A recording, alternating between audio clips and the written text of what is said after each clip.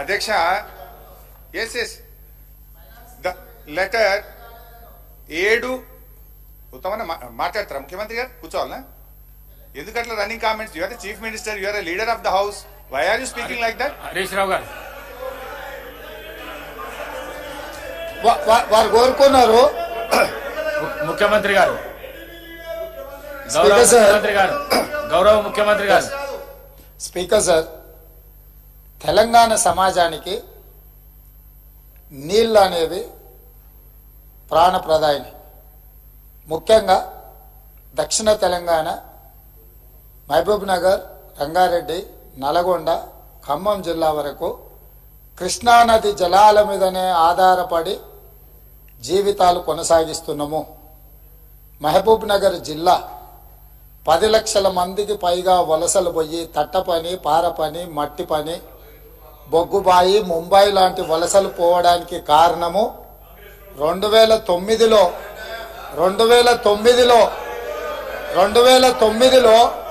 ఒక వ్యక్తి కరీంనగర్ జిల్లా ప్రజలు తరుముతే అక్కడి నుంచి పారిపోయి పాలమూరు జిల్లాకు వలస వస్తే అయ్యో పాపం వలస వచ్చిండని చెప్పి ఆదరించి ఎంపీగా గెలిపిస్తే పోయి అదే పత్తాటు పోయిండు.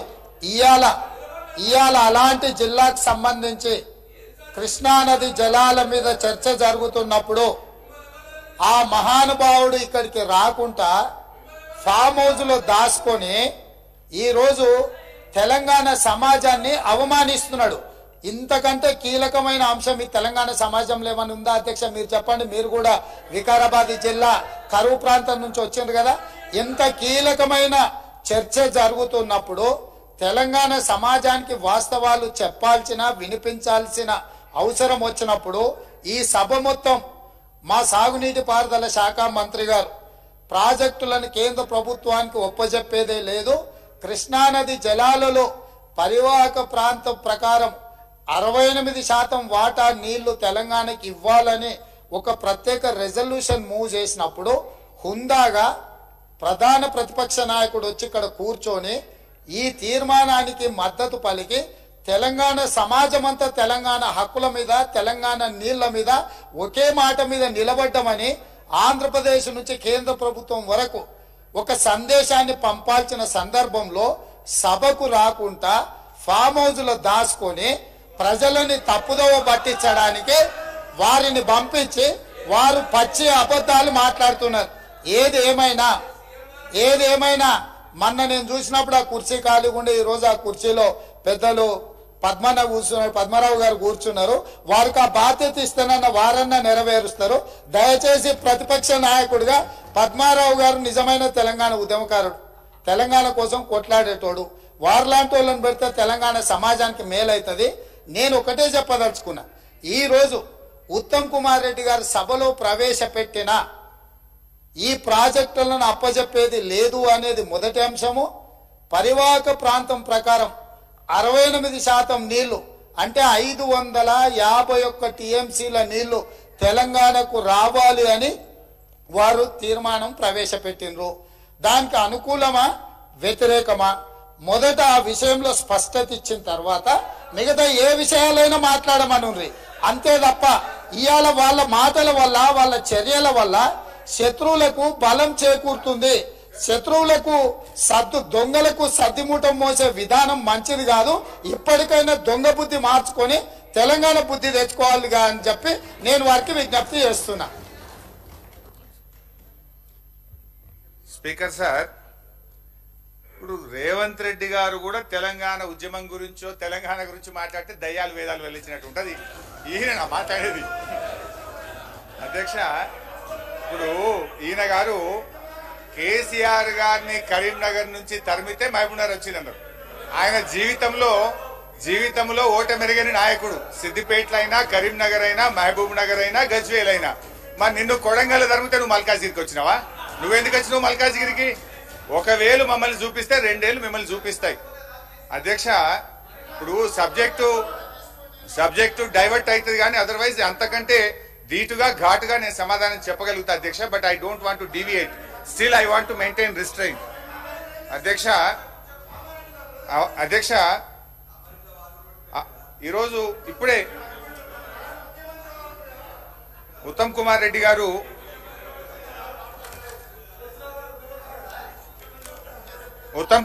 గారు మాట్లాడుతూ లాస్ట్ ఇయర్ లోనే 50-50 రేషియో గురించి మాట్లాడడం ప్రారంభించారు అన్నారు. అది అవాస్తవం అధ్యక్ష. మీరు రాసిన దాంట్లో పెట్టినారు డేటెడ్ 7 జూలై స్పష్టంగా మొదలే చెప్పిన. మీరు బయటకు పోయి నువ్వు లేరు రేవంత్ రెడ్డి గారు, యూ వెంట్ అవుట్ సైడ్. 7/7/2018 రోజు Telangana chief secretary S K Joshi గారు అప్పటి కేంద్ర ప్రభుత్వానికి స్పష్టంగా ఒక లేఖ రాశారు.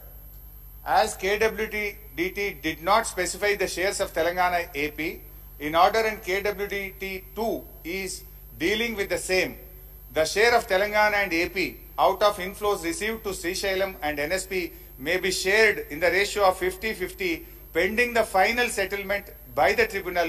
Further, 50% inflows received at Srisailam shall be allowed to flow down till requirements of NSP are met. Speaker sir, that means former irrigation Harish Rao ఏమనుకుంటున్నంటే తెలంగాణ ఏర్పడ్డ తర్వాత మేము కొన్నేళ్ల పాటు తక్కువ వాటా అడిగినామని చెప్పి వారే ఒప్పుకుంటున్నారు. రెండో పాయింట్ 50-50 ఏ రేషియో మీదండి? 50-50 ఎందుకు? మీరు ఒక 4-5 ఏళ్ళు 5-6 ఏళ్ళు 299 ఫైట్లు ఒప్పుకొని 50-50 ఎందుకు అడుగుతున్నారు? మీరు 68% ఎందుకు అడుగుతలేరు? తెలంగాణకి ద్రోహం చేసింది, తెలంగాణకి మోసం చేసింది మీరే సార్. పాపం ఇప్పుడు ఏమైపోయిందంటే ఉన్న వాస్తవాలు చెప్తే వాళ్ళకి మింగుడు పట్టలేదు. ఇప్పుడు 4 అవాస్తవాలు నేను స్పష్టంగా మీరు పెట్టిన book the with records with proofs I have shown. ఇక అప్పచెప్పలేదు అంటున్నారు కదా, ఆ వాస్తవాలు కూడా చెప్తాయి. ఇక అప్పచెప్పలేదు అన్న వాస్తవాలు కూడా ఒకసారి మీ ద్వారా సభ దృష్టికి తీసుకొస్తా అధ్యక్ష. మేము అప్పచెప్పనే లేదన్నారు. అప్పచెప్పింది కనుకనే ఇప్పుడు అర్జెంట్ గా నల్గొండ మీటింగ్ ఉందని ఎలా తీర్మానం పెట్టింది అది చెప్తా అధ్యక్ష. తొందరపడకన్నా అన్నా, బండ్లు ఓడలైతాయి, ఓడలు బండ్లు అవుతాయి, బండ్లు ఓడలైతాయి, ఓడలు బండ్లు అవుతాయి. ఎందుకంట నల్గొండలో 12కు 0 కాంగ్రెస్ పార్టీ. అధ్యక్ష 17th January 2024 ఈ ప్రభుత్వం వచ్చిన తర్వాత ఢిల్లీలో ministry of irrigation water secretary దగ్గర మీటింగ్ జరిగింది. ఆ మీటింగ్ మినిట్స్ నేను చదివి మీకు వినిపిస్తా అధ్యక్ష. ఆ మీటింగ్ లో వీళ్ళు ఎంత స్పష్టంగా ఒప్పుకున్నారో ఒకసారి చూడండి. After I think we should move a privilege motion against it because I mentioned that meetings were not signed by Telangana secretary. మళ్ళా అదే అబద్ధాలు చెప్పి పదే టిఆర్ఎస్ పార్టీకి బీఆర్ఎస్ పార్టీకి అబద్ధాల మీద మీరు ముందుకు పోతారు. అది ఆ మినిట్స్ మేము సైన్ చేయలేదు.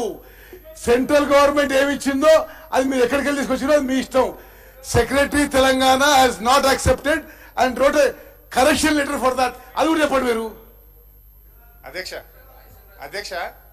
ఇది ఎక్కడి నుంచో వచ్చిందంటే ఎట్లా అధ్యక్ష? ఒక బాధ్యతాయుతమైన మంత్రి. ఇది కేంద్ర ప్రభుత్వము విడుదల చేసినటువంటి పబ్లిక్ డాక్యుమెంట్ గెజిట్. వెయిట్ అన్న కొద్దిగా ఒప్పుకోవటండి. అయితే ఐ రీడ్ అవుట్. దీని తర్వాత ఒక మీటింగ్ అయింది, దాని తర్వాత వీడియో ఉంది, అన్ని చెప్తారు అధ్యక్ష. ఇది వాళ్ళు మేము ప్రాజెక్టులు అప్పచెప్పలేదు అంటున్నారు. ఇందులో ఈ మినిట్స్ ఆఫ్ ద మీటింగ్ 17 జనవరి 2024 ఈ ప్రభుత్వం వచ్చిన తర్వాత జరిగిన మీటింగ్ అధ్యక్ష. ఇందులో స్పష్టంగా ఏమంటారంటే అధ్యక్ష, after detailed discussions and deliberations the following have been mutually agreed by the states of Andhra Pradesh and Telangana.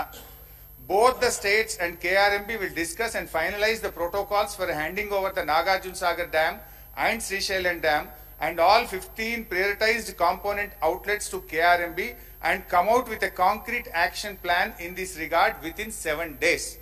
7 రోజుల్లోగా దీన్ని ఎట్లా అప్పచెప్పుతామనే కాంక్రీట్ ప్లాన్ తో మీ ముందుకు వస్తాం.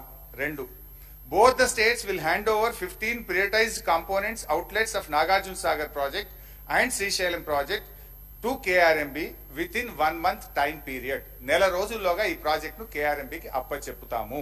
Number 2. Number 3, CRPF will keep a strict vigil on the dam site and will allow the engineers, officials from Government of AP or Government of Telangana to enter the premises of Sagar Dam only after the permission of KRMB.